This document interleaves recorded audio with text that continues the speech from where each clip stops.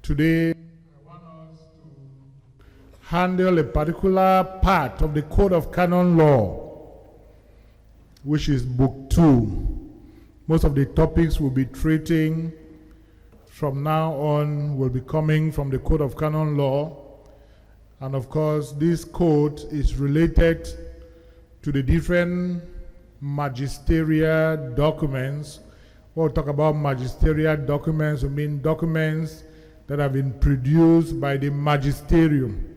And the magisterium is a teaching authority in the church. So we are going to look at Book 2 of the Code of Canon Law. And the title of that book is The People of God. The People of God. And today, we'll say something about the people of God. Then we'll also talk about the Christian faithful. Then the rights and obligation of the lay faithful. When we talk about the people of God, as far as the new Code of Canon Law is concerned, there was a Code of Canon Law that existed in 1917. They call it the 1917 Code of Canon Law. And this 1917 Code of Canon Law presented the church in a pyramidal form. You know, the laity, they are under there, and you go right up and you meet the hierarchy up there. And of course, everything in the church, go ask Bishop. Go ask Father. Go ask Pope. So the Christians were not really involved as far as the life of the church was concerned.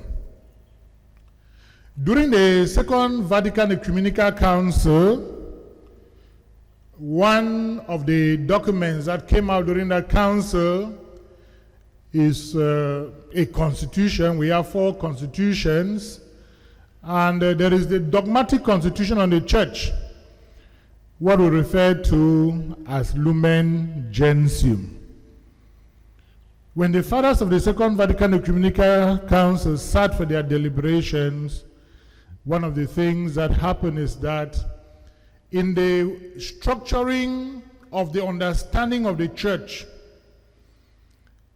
was seen more not in that pyramidal form, but more in a secular form, to highlight the whole aspect of communion, being together, working together. I can understand the theme for the synod that we have been talking about, talks more about participation, talks about communion, talks about mission. And the synod is on synodality. And what is synodality? Coming together, discussing together before the authority can take a decision. So during the Second Vatican Ecumenical Council, the second chapter of Lumen Genum, after treating the mystery of the church in chapter 1, in chapter 2, they talk about the people of God. They do not start with the hierarchy. They talk about the people of God. And they treated the people of God, and they finished the people of God before chapter 3 now took the hierarchy and spoke about the hierarchy. Then chapter 4 now took the laity and spoke about the laity. Then in chapter 5, they're talking about the universal call of all to holiness. Whether you are a cleric, whether you are a member of Christ faithful, we are all called to holiness. We don't want to concentrate on that document, but we are mentioning that document because in Lumen Genum, paragraph 9, it treats the people of God. And it's that theme of the people of God that the 1983 Code of Canon Law, which is the code that we are using now, begins by asking us and telling us how do we become members of the people of God. In other words, how do we become Christ faithful? How do we become Christ faithful? And the Code of Canon Law in paragraph 204 makes it very clear that we become members of Christ faithful through the reception of the sacrament of baptism. So all of us, the mere fact that we have received the sacrament of baptism, we have become members of Christ faithful, and as members of Christ faithful, all of us, we are supposed to work for the good of the church. As members of Christ faithful, by virtue of our baptism, we share in the threefold functions of Christ, which means that we share in the priestly function, we share in the kingly function, and we share in the prophetic function. So the three functions of Christ are priestly, they are kingly, and they are prophetic. By the mere fact that we have received the sacrament of baptism, we share in these threefold functions of Christ. It is important for us, therefore, to remember what the Catechism teaches us in paragraph 783, that Christ the Lord is the one that God the Father anointed to be the perfect priest, the perfect king, and the perfect prophet. So Christians, by virtue of our baptisms, therefore, we share into these threefold functions of Christ.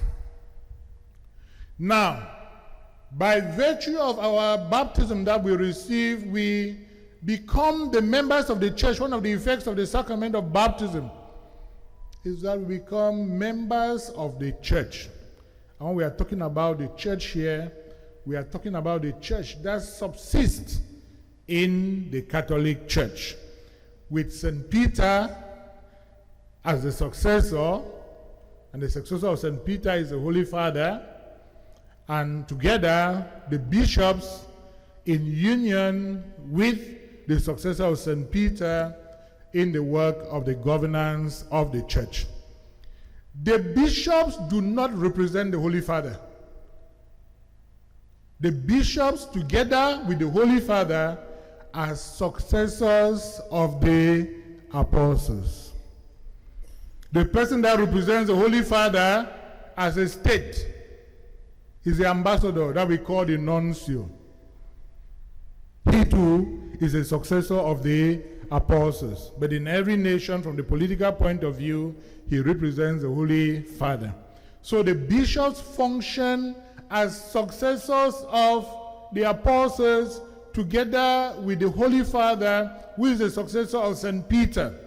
And in union and in communion with him, they govern the church. It is important, therefore, to mention that what binds us together is our profession of faith, the creed. What binds us together is our celebration of the sacraments, the 7 sacraments that the church has given to us. We have the sacraments of initiation, which is baptism, confirmation, and the Eucharist. We have the sacraments of healing, which is the sacrament of the anointing of the sick and the sacrament of reconciliation. We have the sacrament of service, which is the sacrament of marriage and the sacrament of holy orders. And of course, apart from the sacraments, what holds us together is that we pay allegiance to ecclesiastical governance, which means that the government of the church we are obedient to that government, and we try to live according to the directives that the ecclesiastical authorities they give us as far as our Christian life is concerned. So who are you sitting in here now? If somebody to ask you that question, who are you? You say that I am a member of Christ faithful. Why do you say you're a member of Christ faithful? Because you have received the sacrament of baptism. So you must know who you are in the church. And all of us, we are members of Christ faithful. And the Code of Canon Law goes ahead to mention in paragraph 206 that catechumens also belong to these members of Christ faithful, because they are being prepared so that they can be able to receive the sacrament of baptism. And when we talk about catechumen, who are those we are referring to? Who are we referring to? We are referring to the candidates who are being prepared so that they should be able to receive the sacrament of baptism. If somebody is being prepared to receive First Holy Communion, is that a catechumen? No. If somebody is being prepared to receive confirmation, is that a catechumen? No.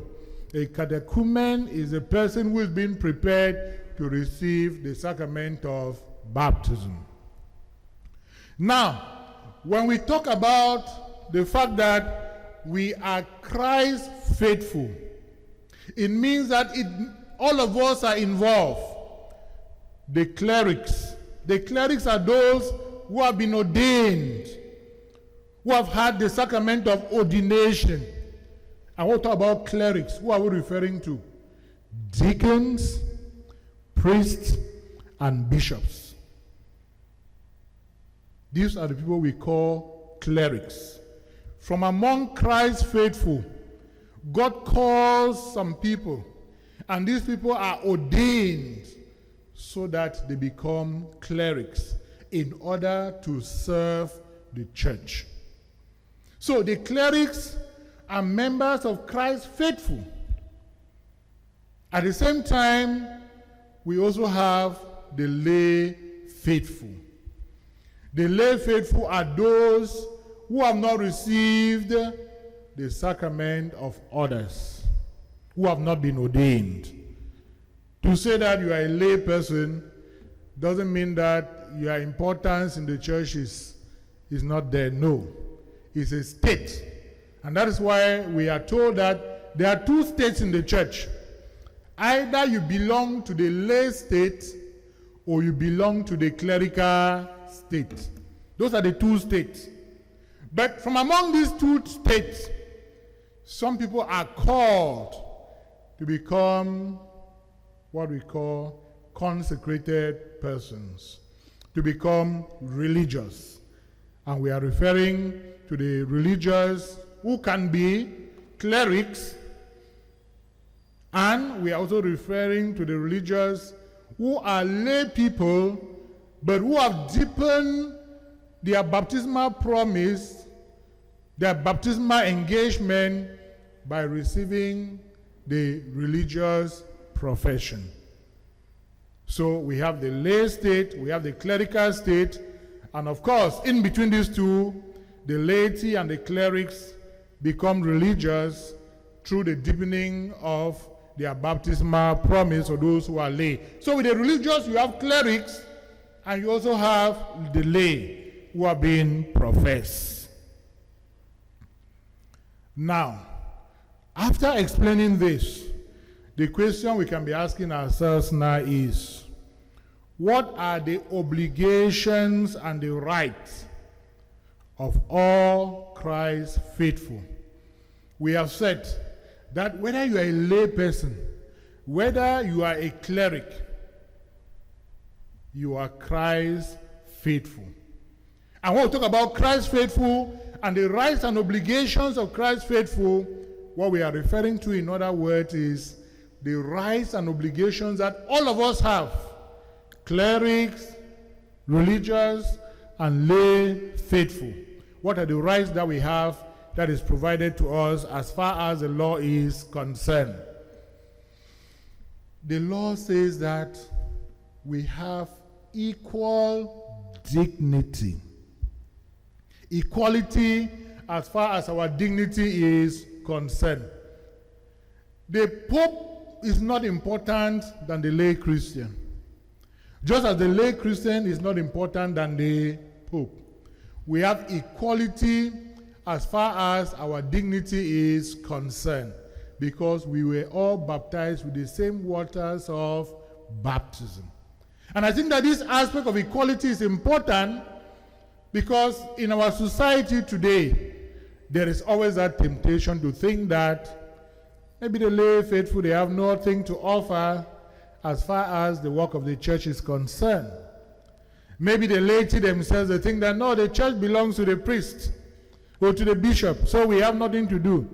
The church belongs to the religious. No. Whether you are lay faithful, whether you are a religious, whether you are a cleric, all of us, we have equality as far as our dignity is concerned. Then another thing we have to mention is the communion that is expected to exist amongst the members of Christ faithful. Which means that whether you are a cleric, whether you are a religious, whether you are a lay faithful, all of us, we are supposed to work together. We are supposed to commune with one another as far as the building up of the kingdom of God is concerned. And that is why we have a duty and a responsibility to make sure that we fulfill our responsibility as far as the universal church is concerned. And we also fulfill our responsibility as far as the particular church is concerned. We'll talk about the particular church or the local church. We are referring like to our own church here in the Diocese of Boya. Each of the dioceses are referred to as particular churches or as local churches. It is not local because you are found in a local area. No, it is local because, that is the terminology that the church uses in order to describe us. Then the code stresses very much that all of us, whether you are a cleric, whether you are a laity, whether you are religious, in our different areas where we find ourselves, we have the duty and the responsibility to see to it that we attain holiness. We work towards holiness. You will not be holy only when you are a bishop or a priest or a religious. Even where you find yourself as a member of Christ faithful, in the different responsibilities that God has given you in the society, depending on the way you carry out your work, your mission, with the expertise that God has given to you, you gain your salvation from there. And the history of the church is very clear as far as it is concerned. There are many lay people, married people, single people, who lived a very good life here on earth. And today they are in heaven because of the exemplary life that they led. We'll come back, we'll continue to talk about these obligations and rights of all Christ faithful.